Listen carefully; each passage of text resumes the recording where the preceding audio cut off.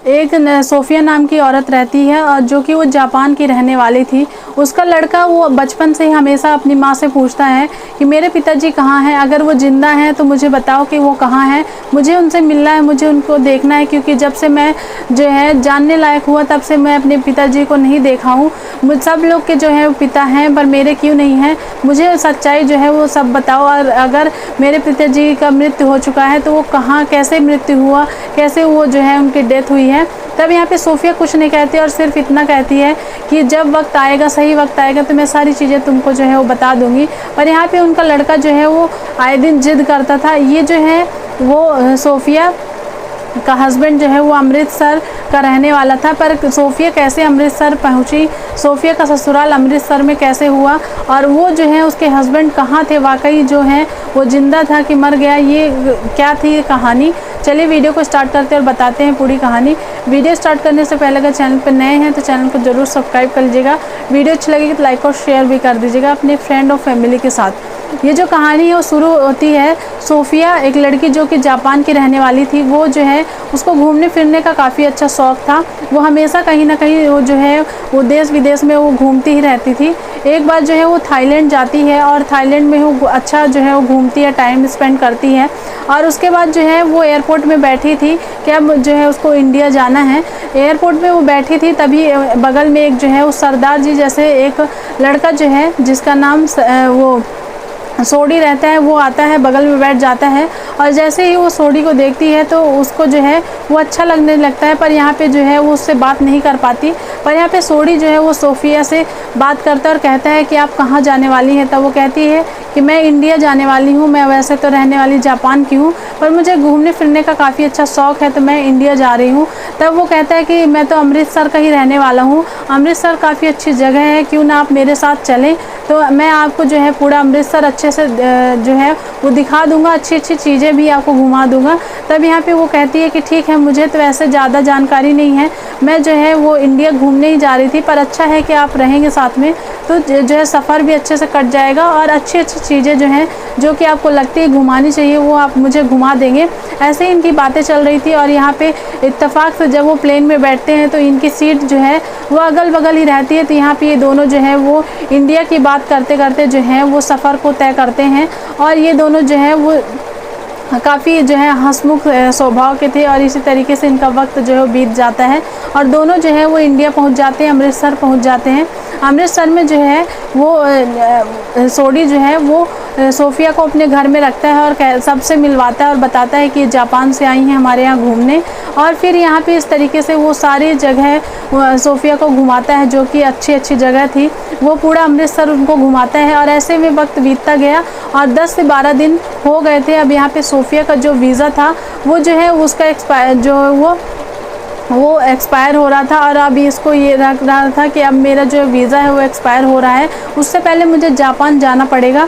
तब यहाँ पे 10 से 12 दिन ऐसे हंसते खेलते जो है वो बीत गए थे और कहीं ना कहीं ये दोनों को, सोडी को और सोफिया को एक दूसरे से प्यार होने लगा। और प्यार होने के बाद ये दोनों एक दूसरे को जो है वो चाहने लगे थे। और यहाँ पे जैसे सोफिया चली जाती है जापान तो ये दोनों जो है फ़ोन में बातें किया करते थे और यहाँ पे एक दिन फ़ोन में ही दोनों एक दूसरे का प्यार का इजहार भी कर देते हैं। तब यहाँ पे सोडी कहता है कि मैं सोफिया तुमसे शादी करना चाहता हूँ। सोफिया भी इस चीज़ से एग्री कर देती है और यहाँ पे जो है जैसे ही दोबारा वो इंडिया आती है तो दोनों लोग हंसी खुशी जो है वो शादी कर लेते हैं। सोफिया को सभी जो है सोडी के घर वाले काफ़ी अच्छे तरीके से जानते थे, इसके लिए कोई ऐतराज़ भी नहीं जताता है और फिर दोनों लोग जो है वो शादी कर लेते हैं। पर आसपास के मोहल्ले में काफ़ी अच्छा शोर रहता है कि जो है सोडी है वो एक जापानी लड़की से जो है वो शादी कर ली है, पर यहाँ पे कोई भी ऐतराज़ नहीं जताता है, पर इस पे बातें बहुत ज़्यादा होती हैं। इसके बाद यहाँ पे जो सोफिया है वो कहती है कि तुम्हें जापान में ही रहना पड़ेगा मेरे साथ में। यहाँ पे उसके सोडी के जो मम्मी पापा थे वो भी कुछ नहीं कहते क्योंकि अब उनकी धर्म पत्नी बोल रही है और धर्म पत्नी बन गई है तो उसकी भी कोई जिम्मेदारी होगी।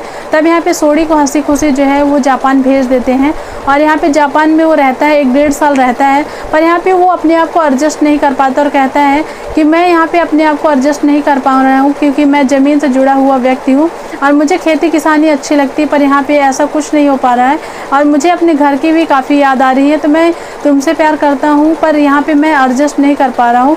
ये कह के जो है वो आ जाता है फिर से इंडिया। पर यहाँ पे सोफ़िया की फिर से उसको याद आने लगती है और सोफ़िया भी काफ़ी ज़्यादा रोती है और कहती है कि क्यों ना तुम यहीं आके रहो। तब यहाँ पे सोफ़िया को सोडी ही कहता है कि तुम यहाँ पे आके रहो, मैं वहाँ पे आके नहीं रह सकता हूँ। इसी बात में इनकी थोड़ी नोक-झोंक भी हो जाती है। पर यहाँ पे सोफ़िया आती है और कुछ दिन तक अमृतसर में रहती है और फिर सोडी को कहती है कि चलो वहीं पे रहते हैं, तुम्हें धीरे धीरे सारी चीज़ें जो है वो अच्छी लगने लगेंगी। यहाँ पे सोडी जो है फिर से जापान जाता है और सोफ़िया के साथ रहता है।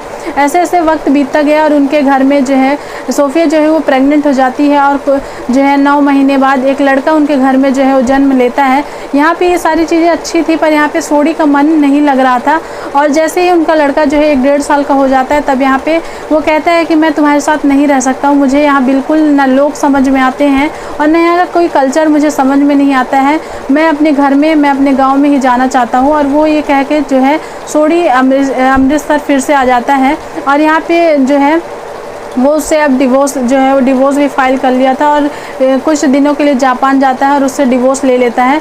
और वहाँ से जो है अब यहाँ पे सोफ़ी ज़्यादा जिद नहीं करती है और वो अकेले ही अपने लड़के का जो है वो पालन पोषण करती है, कुछ जो है नौकरी करके उसको पढ़ाती लिखाती है। और यहाँ पे जैसे ही सोडी ने तलाक दिया था सोफ़िया को, तब सोफ़िया का कोई भी अता पता वो नहीं लेता है, ना कभी उसको फ़ोन करता है और यहाँ पे वो अपनी ज़िंदगी में ही मस्त हो गया था। और दूसरी शादी उसके जो है पेरेंट्स ने दूसरी शादी करवा दी थी।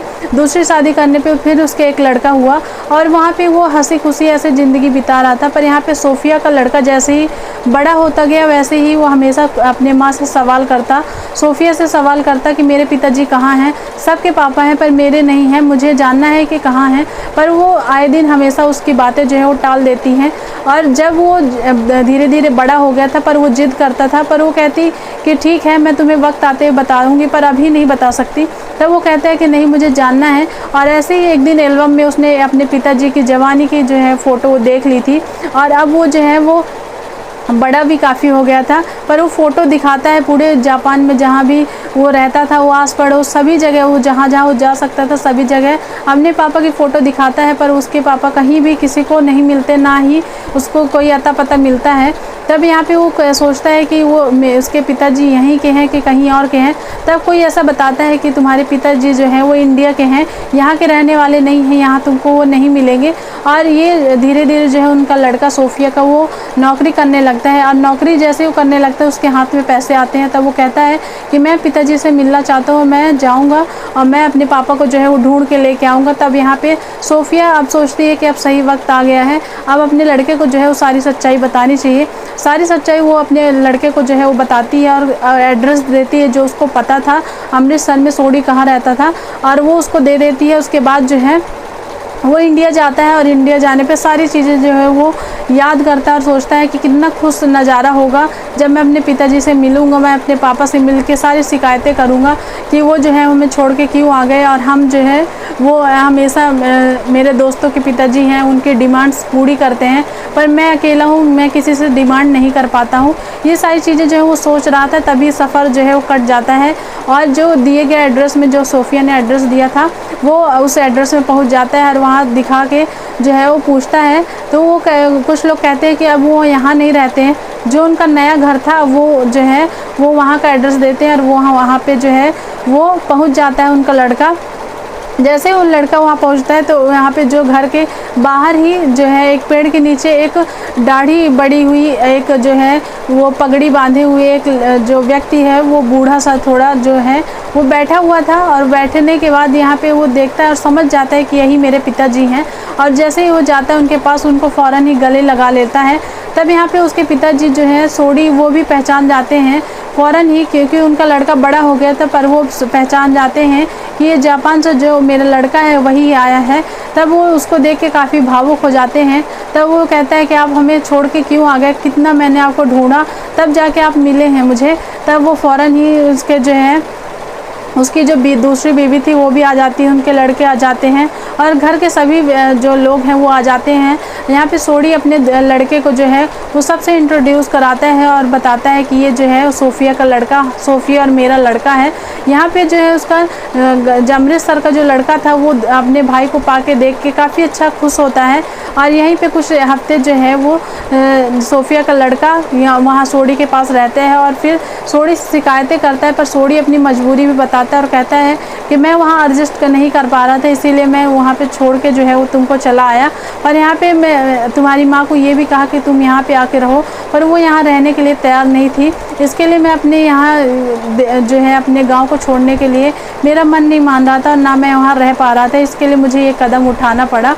यहाँ पे जो है सोफिया का लड़का अपने पिताजी को पाके काफ़ी खुश हो जाता है। और यहाँ पे जब अब उसके जाने का जो है वो वीज़ा जो एक्सपायर होने वाला था, तभी उसको जो है वो अब ये चीज़ें लगने लगती हैं कि अब मुझे जो है वो फिर से जो जापान वो जाना पड़ेगा। अब वो सभी से अलविदा कहता है और सभी उसको कहते हैं कि हर महीने तुम आ जाया करना हम लोग से मिलने, तुमको अच्छा लगेगा। और वो जो है वो अब हर महीने या 2 महीने जब भी उसको टाइम मिलता है तब वो जो है वो आता है। और बीच बीच में जो है वो सोफिया को भी लेके आता है। सोफिया भी घूमती है और सोडी को देख के काफ़ी भावुक हो जाती है। पर सोफिया यहाँ पे आने के लिए हमेशा मना करती थी, पर यहाँ पे जो है अपने बेटे की जो है जिद के कारण उसको अमृतसर आना पड़ा। और अमृतसर में दोनों लोग हमेशा घूमने आते थे और जब भी उनको टाइम मिलता उसके बाद वो चले जाते थे जापान में। इस तरीके से जो है वो जो सोडी का लड़का है उसने उसको जो है जापान में भी ढूंढा और फिर अमृतसर में जाके उसको जो है वो ढूंढ ही लिया। और उसको पिता का एक जो उसको छाया है वो उसका महसूस होने लगी और उसको काफ़ी अच्छा लगने लगा। इस पूरी कहानी में आज की जो कहानी है वो यहीं तक थी। इस पूरी कहानी में आपको क्या सीखने को मिला, क्या अच्छा लगा, कमेंट करके ज़रूर बताइएगा। मिलेंगे कल के एक नए वीडियो में, तब तक के लिए bye bye. Thanks for watching. Thank you.